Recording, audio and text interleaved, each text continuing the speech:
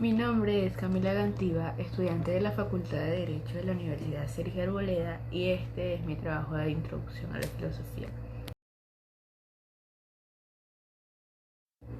La patrística inició su primer periodo de formación durante el siglo I y III, hasta la celebración del Concilio de Nicea, al cual pertenecen los primeros apologistas y defensores de la fe cristiana, los cuales eran discípulos de los apóstoles.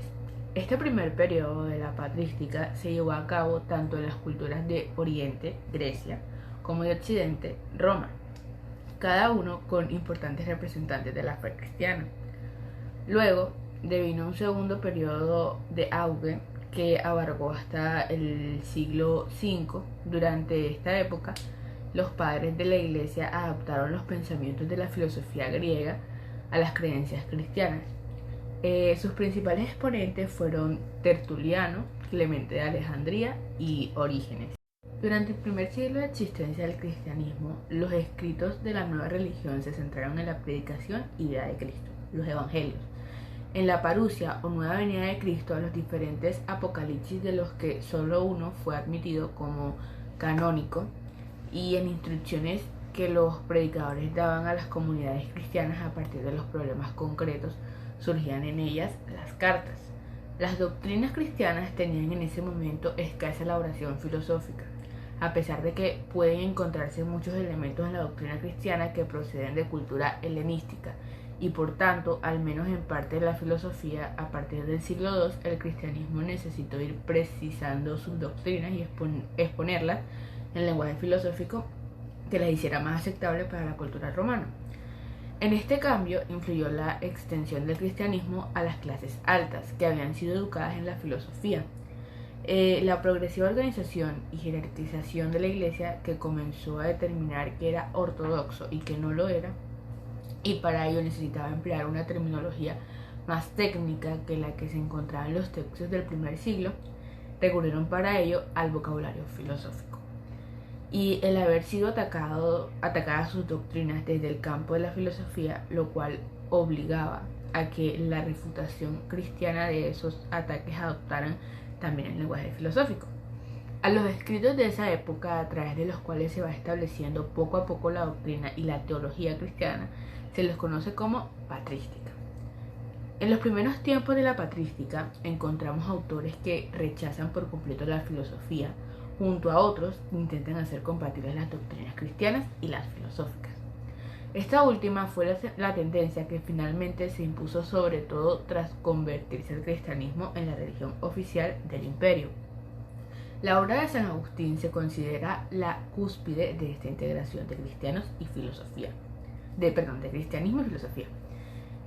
La primera época de la patrística abarca en el siglo II y principios del siglo III, y se conoce como apologética.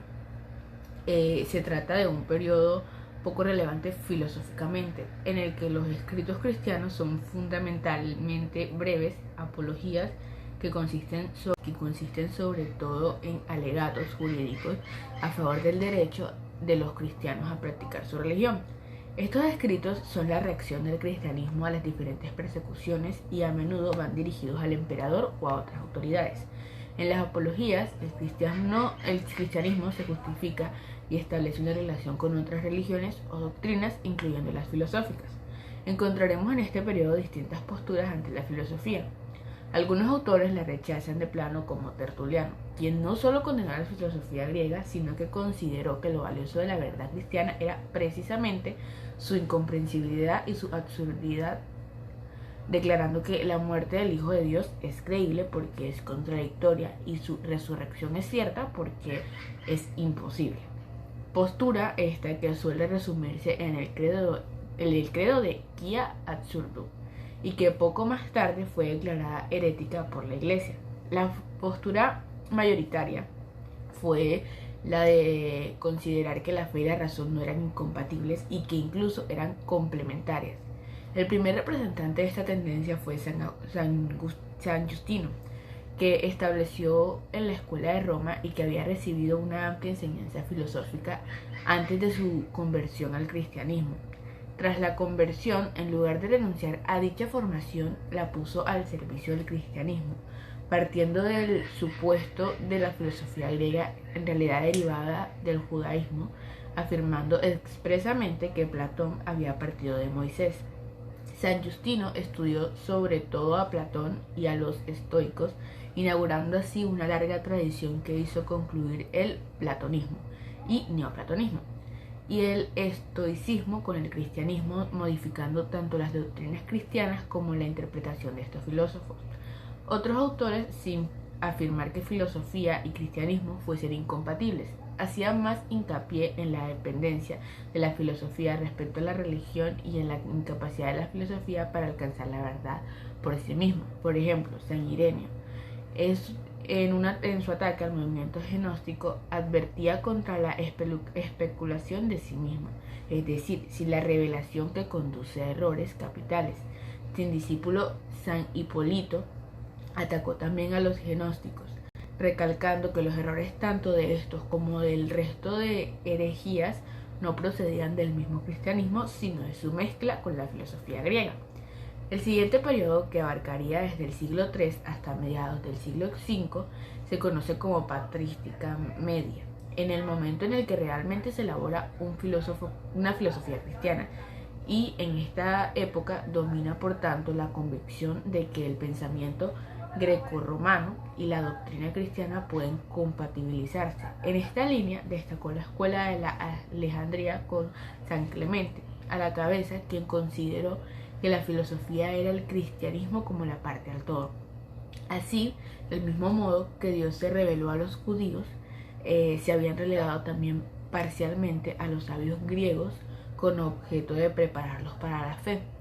La filosofía se considera así como preparatoria para la fe y al tiempo como complementaria de esta, puesto que ayuda a convertir la fe en conocimiento. Sin embargo, aunque algunas verdades de la fe sean accesibles por medio de la mera razón, no todas lo son. Por ejemplo, la esencia y atributos de Dios, por lo cual la revelación siempre es necesaria. Su discípulo, Orígenes, pretendió profundizar en la intención de su maestro y sistematizar la unión de filosofía y cristianismo.